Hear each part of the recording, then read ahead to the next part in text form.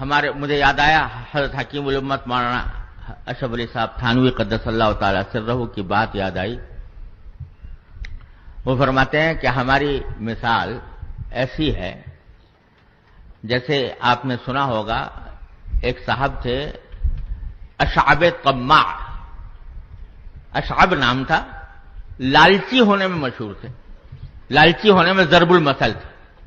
خطیب بغدادی نے تاریخ بغداد کے اندر ان کے بہت سے واقعات لکھے ہیں جس سے معلوم ہوتا ہے کہ شاید حقیقی شخصیت تھی، ویسے ہی افسانوی شخصیت نہیں تھی. اسی میں واقعات میں اس کی لالچ کے واقعات میں یہ لکھا ہے کہ ایک مرتبہ اس کا گزر ہوا کسی برتن بنانے والے کے پاس، تو وہ تھال بنا رہے تھے لوگ، پیتل یا لوہے وغیرہ کسی چیز کے تھال بنا رہے تھے. تو جب اس کے پاس سے گزرے وہ اشعب، تو ان سے کہا بھئی یہ تھال چھوٹے چھوٹے بنا رہے ہو، بڑے بناؤ. اس نے کہا بھئی آپ سے کیا تعلق، بڑے بنانے سے کیا حاصل؟ تو کہنے لگے کہ اس لیے بڑے بناؤ کہ ہو سکتا ہے کوئی اللہ کا بندہ اس میں میرے لیے کوئی ہدیہ لے کر آئے، تو یہ ذرا بڑا تھال ہوگا تو زیادہ ملے گا. تو اس لحاظ سے ان کو طماع کہا جاتا ہے، یعنی لالچی. تو انہی کا ایک قصہ یہ مشہور ہے، اور انہوں نے بھی خطیب بغدادی نے بھی لکھا ہے تاریخ بغداد میں، کہ ایک مرتبہ بچے کچھ کھیل رہے تھے کہیں، تو ان سے جا کر کہا کہ ارے تم یہاں کھیل رہے ہو، دیکھو وہاں پر مٹھائی بٹ رہی ہے، وہاں جاؤ. حالانکہ کوئی مٹھائی نہیں بٹ رہی تھی، ویسے ہی ان سے کہا کہ تم یہاں کھیل رہے ہو، ادھر مٹھائی بٹ رہی ہے، وہاں جاؤ. بچوں نے سنا مٹھائی بٹ رہی تو بھاگ پڑے اس طرف. جب بھاگ پڑے تو خود بھی بھاگنے لگے ان کے پیچھے. لوگوں نے پوچھا بھائی تم نے تو خود دھوکہ دیا ان کو اور پھر خود ہی بھاگ رہے ہو. کہنے لگے جب اتنی ساری مخلوق بھاگی جا رہی ہے تو کوئی نہ کوئی شاید بٹ رہی ہو مٹھائی.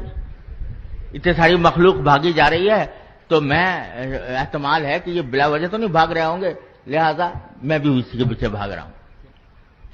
تو حضرت حکیم الامت مولانا تھانوی رحمۃ اللہ علیہ فرماتے ہیں کہ ہم لوگ بعض اوقات اشعب طماع بن جاتے ہیں، یعنی لوگوں کو دھوکہ دیا اپنے کسی ظاہری عمل سے، کسی بات سے لوگوں کو دھوکہ دیا. لوگ سمجھنے لگے بڑے متقی ہیں، بڑے عالم ہیں، بڑے علامہ ہیں.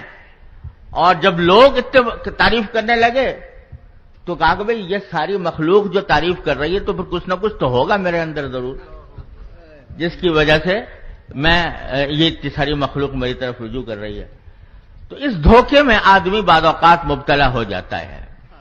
اور اسی لیے نبی کریم سرور دو عالم صلی اللہ علیہ وسلم نے فرمایا کہ احسوا فی وجوہ المداحین التراب، کہ منہ پر تعریف کرنا اس کو پسند نہیں کیا نبی کریم صلی اللہ علیہ وسلم نے. اور اس کی وجہ یہ ہے کہ جس آدمی کی تعریف کی جا رہی ہے وہ بھی بشر ہے، انسان ہے، تو وہ اس اشعب طماع کی طرح دھوکے میں پڑ جاتا ہے اور اس کی وجہ سے عجب اور کبر میں مبتلا ہو جاتا ہے. اللہ تعالی ہم سب کو اس سے محفوظ رکھے.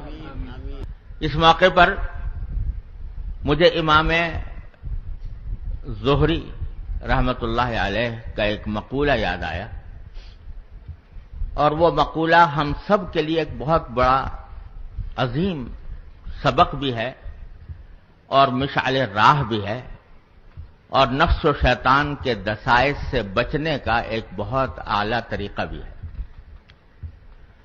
وہ فرماتے ہیں کہ جب کوئی اللہ کا بندہ میری تعریف کرتا ہے تو میں فوراً اپنے دل میں یہ کہتا ہوں کہ یا اللہ میں اپنی ذات سے ان صاحب سے زیادہ واقف ہوں، جتنا یہ مجھ سے واقف ہیں میں ان سے زیادہ واقف ہوں. یعنی اپنے عیوب کو بھی میں جانتا ہوں، ان حضرات کے سامنے تو عیوب آئے نہیں، میں اپنے عیوب سے بھی واقف ہوں، تو میں اپنے آپ سے ان سے زیادہ واقف ہوں. اور اے اللہ آپ مجھ سے زیادہ واقف ہیں. تو اے اللہ مجھے ان حضرات نے جو حسن ظن قائم فرمایا ہے اس کی وجہ سے مجھے کسی دھوکے میں پڑنے سے بچائیے.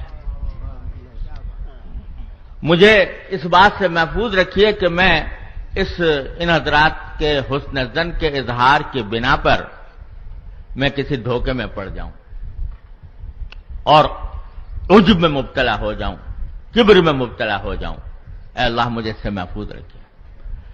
عظیم سبق دیا، ہم سب کو یہ واقعہ پیش آتا ہے، تقریر ہو یا تحریر ہو، وعظ ہو یا خطابت ہو، جب آدمی اس سے فارغ ہوتا ہے تو بسا اوقات لوگ اس کی تعریفیں کرتے ہیں، آپ نے بہت اچھا بیان کیا، آپ نے بہت اچھی کتاب لکھی، آپ نے بہت اچھا مقالہ لکھا۔